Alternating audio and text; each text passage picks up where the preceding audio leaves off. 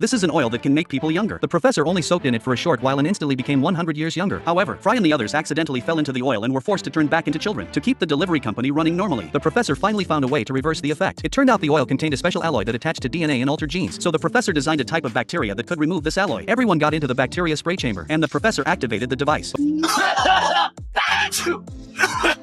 But when the smoke cleared, they became even younger. The professor ran a test with his equipment and discovered a more tricky problem. Now everyone was getting smaller every second, and the change was especially obvious in Zwaberg. At this rate, everyone would turn into embryos and eventually disappear completely. To stop this time reversal-like change, the professor started a second round of research but couldn't find a breakthrough for a long time. Maybe the noisy kids kept him from focusing, so he had to leave the kids in Leela's care. Meanwhile, Leela found a place called the Fountain of Aging and immediately told everyone about her discovery. By then, everyone had already gotten much younger and was on the brink of turning into embryos. The professor immediately piloted the spaceship to the Fountain of Aging, which was said to be at the center of a dark solar system. After arriving at the destination, the professor found a dying star. The closer objects got to this star, the older they became. So the Fountain of Aging must be on this star. The professor searched the surface of this aging star and indeed found a mysterious purple spring. Zwaberg slipped and fell into the spring by accident. His body began to evolve in a visible way, eventually turning into a fossil and then gradually dissolving. Just as everyone mourned Zwaberg's death, they heard his voice again. It turned out Zwaberg was a symbiotic organism. He had only reverted to his original form, and the individuals that had separated from him before were actually his clones. The one that fell into the spring and vanished just now was just one of his many clones.